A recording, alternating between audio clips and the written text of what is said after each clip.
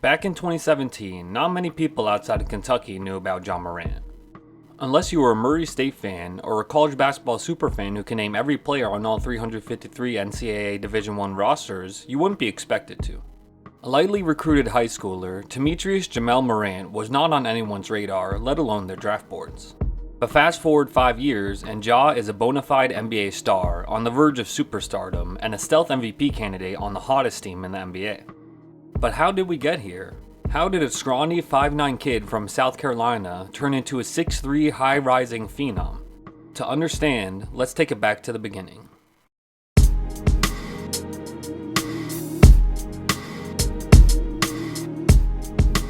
Real quick, before we start, make sure to click on that red button to subscribe to my channel and ring the bell to stay notified for future videos. Feel free to give this video a like, and while you're here, check out my video on Steph Curry breaking the 3-point record. And without further ado, let's get started. Born in Dalzell, South Carolina, Ja was surrounded by basketball from his first days. His mother, Jamie Morant, was a point guard in high school, and his father, T. Morant, played basketball for Claflin University, a local program. T was actually high school teammates with Ray Allen and had a solid future of basketball ahead of him. He was considering playing professionally overseas and very well could have. However, when Jamie became pregnant with Ja, T decided to leave his hoop dreams behind and stayed at home, but his love for basketball didn't end there. Instead, T wanted to carry on his legacy onto his newborn son. T and Ja would train together in their backyard, with T teaching him all the tricks he learned from his playing days. Ja was a quick learner and instantly showed love for the game. He steadily refined his mechanics in his early years, joining a small AAU team based in Columbia called the South Carolina Hornets. It was there that he met a young Zion Williamson, who would go on to be the top player in his class. While Zion was dominating the South Carolina basketball scene, Ja was quietly making a name for himself. He started out as a 5'9" slim guard playing for Crestwood High School, but quickly shot up to 6 feet by the end of his high school playing days. In fact, Ja couldn't even dunk until he was a senior, which honestly is pretty crazy to think of now. His pure athleticism and refined skills taught by his father, combined with his growth spurt, led to Ja attracting some minimal attention from local colleges. He was a 3-time All-Region MVP, earning South Carolina All-State honors twice.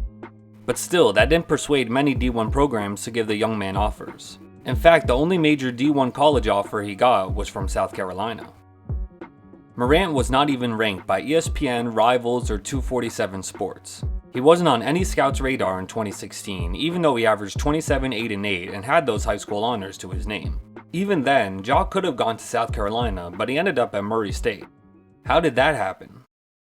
Well, it turns out almost completely by accident. While doing 3-on-3 workouts in an auxiliary gym, Morant was discovered by James Kane, an assistant coach at Murray State. Kane was looking for a player who was already joining the team, and while he was looking for a snack, specifically a bag of Doritos, he stumbled upon Ja. Immediately impressed by his raw talent, Kane contacted head coach Matt McMahon and soon enough offered Ja a scholarship. Even with the higher quality program of South Carolina still giving him an offer, Morant and his father were gravitating towards Murray State. In the words of T, every parent wants their child to play for a big time program, but what I realize is, don't go where you want to be, go to where they want you. And it was clear to Ja that Murray State wanted him more than South Carolina, so that's where Morant ended up deciding to go. As a freshman, he began to prove to all the scouts that didn't even have him ranked why he deserved to be an NBA prospect. He averaged 13 points, 6 rebounds, and 6 assists per game, becoming only the 7th freshman in 25 years to accumulate 150 assists, 150 rebounds, and 10 blocks while shooting at least 42% from the field. As a freshman, he was 14th in the NCAA in assists. These numbers led to Morant earning first-team All-OVC honors. Not too bad for a freshman. Ja also helped Murray State advance to the NCAA tournament after winning the OVC championship with 15 points, 5 assists, and 5 rebounds in the final. Despite losing in the first round to West Virginia, he and Murray State had a great year. So by the summer of 2018, scouts were finally starting to notice Morant, and he was gaining traction as a sleeper breakout candidate. One of those people was actually Chris Paul, who invited Morant to attend his CP3 elite camp. There, he was able to refine his pick and roll game, and even more scouts were starting to notice him. Ja had an all-around game as a potent scorer, capable disher, and a great rebounder for his size and position. And with some key players departing Murray State, Morant was tasked with a leading role in his second year and immediately began to ball out. In his season debut, he recorded 26 points and 11 assists, and then a few weeks later, he recorded his second triple-double with a monster 29 points, 13 rebounds, and 12 assists. Then, in a close loss to Alabama, Morant scored a then-season high 38 points. By December 2018, he was already being considered as a surefire top 5 pick in the 2019 draft. From unranked to a top 5 prospect in 2 years. Not too shabby. Throughout the rest of his sophomore season, Ja was breaking records left and right. He recorded the most assists in a game in school history with 18. Then, in a game in which he recorded 40 points, 11 assists, and 5 steals, he also shot 21 for 21 from the line, breaking the OVC record for most consecutive free throws made in a game, and becoming the first NCAA D1 player in 20 years to get at least 40 points, 10 assists, and 5 steals in a game. By the end of the season, he broke the school's and the OVC's single-season assists and points records, was named OVC Player of the Year and First Team All-OVC, while also leading the whole of D1 in assists, becoming the first NCAA player ever to average at least 20 points and 10 assists in a season. His outstanding averages of 24 points, 5 rebounds, 10 assists, and 1.8 steals were enough to secure Ja first-team All-American honors, and he did this while also improving his shooting splits from 46, 31, and 81 to 50, 37, and 81. As for his tournaments that year, he won the OVC tournament once more, including a game-winning 3-point play in the semis and a 36-point, 7-rebound, 3-assist performance in the finals. He was named tournament MVP and led the Racers to their second consecutive March Madness appearance. It was during this time that Morant firmly entrenched himself as a top 3 prospect in the upcoming draft. His height topped out at 6'3", which is perfect for a point guard and allowed him to showcase his explosive athleticism to bigger heights than ever before. His 17-point, 11 rebounds, 16 assists triple-double over the 5th seed Marquette gave Murray State their first NCAA tournament win in program history. And although they lost in the next round to 4-seeded Florida State, Ja had made quite the name for himself on the national stage. Knowing he would most likely be a top 3 pick, Morant left Murray State and entered the 2019 draft where he was selected 2nd overall by the Memphis Grizzlies. The 1st overall pick? His old AAU teammate Zion Williamson. Imagine facing that team as a 10-year-old. Sheesh. Zion and Ja were the top 2 prospects for the draft and were considered neck and neck in terms of who had the higher NBA ceiling. Zion was being compared to another generational talent in Charles Barkley. Ja was being compared to generational talent pre-injury Derrick Rose. You can win with either type in this league. At the time, I viewed the two as 1 and 1A, basically interchangeable. You couldn't go wrong with either pick. Maybe in hindsight, we'll view the Pelicans' decision to take Zion in a different light, considering Zion's injury history and, let's just say, weight issues. But for now, it's still to be determined, and I don't fault New Orleans for their pick. Regardless, I'm sure the Grizzlies don't mind their selection. As a rookie, Ja was already the best player on his team. In his first game, he notched 14 points, 4 rebounds, 4 assists, a steal, and a block, showcasing his all-around game he displayed many times at Murray State. In the pandemic-shortened season, Morant led all rookies in total points with 1,193 and assists with 488. In 67 games, he averaged 17.8 points and 7.3 assists. These numbers were good enough to give Morant the Rookie of the Year award along with all rookie first-team honors. It was clear from the jump that he was going to be a major problem in the NBA.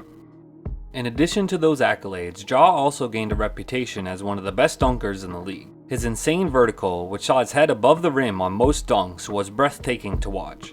He also had a penchant for almost posterizing the living daylight out of players, even his own teammates. His near dunk on Kevin Love, if finished, might have gone down as the best dunk of all time. Sadly, he just missed it, but the basketball world had already been warned. And the fact that his first dunk was in his senior year of high school? Crazy. The Grizz finished that season 34-39, good for 9th in the West. Although they just missed out on the playoffs, losing in the bubble play-in tournament, the future was ultra bright for Ja and Memphis. With the core of Morant and other youngsters like Dylan Brooks, Brandon Clark, and Jaren Jackson Jr., the sky was the limit. In Ja's second year in the league, he began to break out as a scorer and playmaker. On December 23, 2020, he recorded a career-high 44 points alongside 9 assists and 2 steals in a loss to the Spurs. His season averages of 19.1 points, 7.4 assists, and 4 rebounds were slight improvements, but he did regress as a shooter, with his splits going from 48, 34, and 78 as a rookie to 45, 30, and 73 as a sophomore. However, Ja put to bed any worries of a regression with his performance in the play-in tournament and the playoffs. With the 8th seed and a playoff spot on the line against Steph Curry and the Warriors, Morant went off with 35 points, 6 rebounds, and 6 assists in a 117-112 overtime thriller. But the best was yet to come. In the first round against the Jazz, Ja made another statement in his playoff debut when he and the Grizzlies beat the top-seeded Utah Jazz 112-109 in the first game. Morant's 26 points, 4 rebounds, and 4 assists paced the team and shocked the NBA world in the process. He then followed up that performance with the 47-point, 7-assist masterclass in Game 2, albeit in a loss. Although the Grizzlies ended up losing the series in 5 games, with Morant finishing with playoff averages of 30 points, 8 assists, and 5 rebounds, Ja made it clear to everyone that he was a bad man and that he and the Grizzlies were here to stay. That brings us to this current season, where Ja has made the quantum leap from promising young star to one of the best players in the league. Morant started the 2021 season with a bang, recording 37 points and 6 assists. 4 days later, he put up a season-high 41 points and a career-high 6 made threes. Speaking of threes, the one weakness in Ja's game was his shooting, as seen in his second-year shooting splits. There was some concern whether or not he would ever be able to be a capable volume shooter in the NBA. He had everything else in his arsenal: freakish athleticism, a high basketball IQ, and the ability to score, assist, and rebound. But would he be able to ever shoot at an efficient level? Well, this year he's done just that so far. With a shooting split of 49, 38, and 77, Ja has been one of the better shooting point guards in the entire league. Shooting nearly 50% from the field on almost 19 shots is pretty impressive, but even more so is shooting 38% from downtown on 4 threes per game. Last year, he only shot 30% on 4 attempts, which is well below league average. Coupled with the fact that he rebounded his free throw percentage and his one glaring offensive weakness is no longer much of an issue. The last piece of the puzzle that Morant needs to solve, though, is his defense. At times he can defend, as demonstrated by his 1.4 steals per game and his insane two-handed block against the Lakers. But in terms of consistency, he's still not quite there yet. With Ja on the floor, Memphis has a defensive rating of 116, good for worst in the league. Without him, they have a rating of 102, good for second best. If the Grizzlies ever want to be a championship caliber team, that will have to change.